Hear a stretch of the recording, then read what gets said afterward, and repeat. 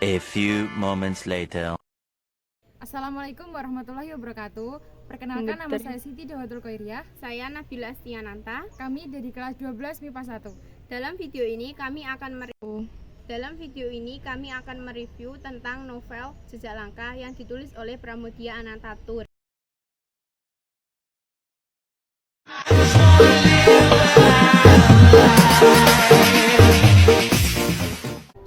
Jejak Langkah mengisahkan Minke yang berhijrah dari Surabaya ke Batavia untuk melanjutkan pendidikan dokter pribumi di Stovia.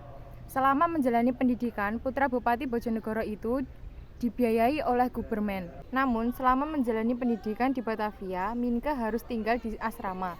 Sifat Minke yang cenderung bebas membuatnya merasa terkekang dengan segala peraturan asrama yang wajib untuk ditiru. Setelah analisme lema, anaknya Nyai Ontosoroh meninggalkannya untuk selamanya. Di sini Minke berkenalan dengan seorang putri Tionghoa bernama An Samei. Berkat surat wasiat yang diberikan temannya Kou Ahsoy sebelum meninggal. Pertemuan ini membuat mereka akrab. Minke akhirnya mempersunting Ang San Mei. Menikah dengan Ang San Mei membuka pikirannya tentang gerakan revolusi dan semakin kritis terhadap kolonialisme sebab istrinya itu merupakan seorang gadis pergerakan revolusi Cina yang melarikan diri ke Hindia Belanda. Di suatu waktu, Minke mengikuti kelas yang diisi oleh seorang dokter Jawa senior, Dr. Wahidin Sudirohusodo. Dr. Wahid membakar semangat Minke untuk berorganisasi sebagai upaya perjuangan pribumi melawan kolonialisme. Istrinya, Ang San Mei, sebenarnya sangat mendukung Minke untuk menjadi dokter. Tapi, Minke lebih tertarik untuk membaca dan menulis serta mewujudkan perjuangan kaum pribumi.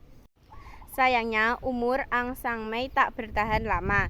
Ia meninggal dunia. Sebelum meninggal, Minke sibuk merawat Mei sehingga membuat Minke keluar dari Stovia dan harus membayar biaya sekolahnya selama ini.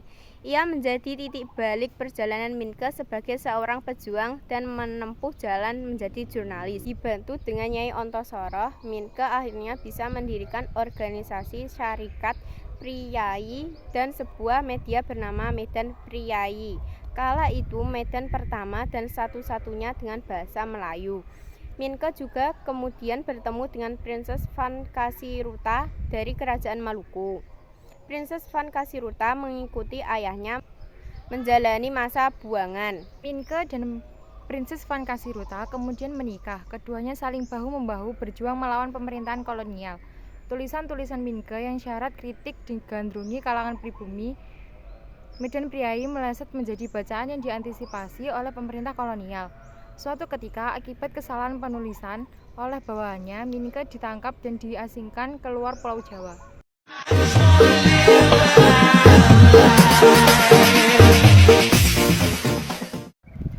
Tema dalam novel Jejak Langkah yaitu membahas tentang perjuangan Minke memperjuangkan bangsa Indonesia saat penjajahan.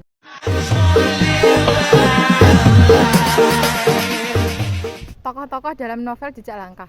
Minke merupakan tokoh utama dalam novel ini, memiliki watak pintar dan pemberani.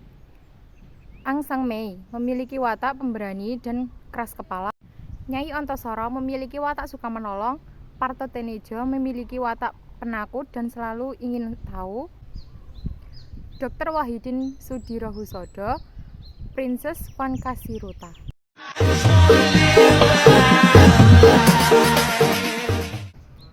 Alur dalam novel Jejak Langkah yaitu menggunakan alur maju karena novel ini diceritakan dengan runtut dari cerita sebelumnya.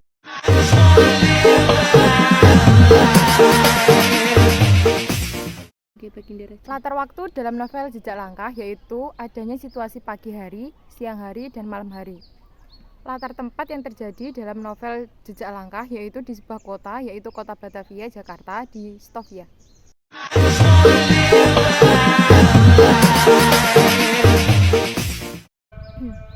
Sudut pandang yang digunakan penulis untuk menggambarkan karakter tokoh yaitu sudut pandang orang ketiga, di mana penulis novel Jejak Langkah menggunakan penggambaran para tokohnya.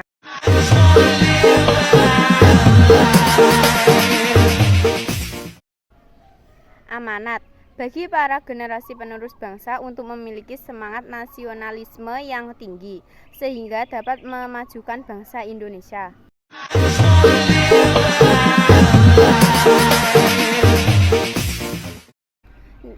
1. Nilai sejarah. Terdapat penggambaran cerita penjajahan Belanda sehingga pembaca dapat merasakan kehidupan di era penjajahan secara realistis. 2. Nilai sosial. Nilai sosial dalam novel Jejak Langkah yaitu sikap menolong tokoh Mienke yang sangat perlu untuk diteladani. 3. Nilai moral. Nilai moral dari novel Jejak Langkah adanya perilaku bullying yang mengharuskan kita untuk melawannya, seperti yang dilakukan oleh tokoh Mienke. Sekian cerita dari kami, terima kasih. Jangan lupa like, comment, and subscribe.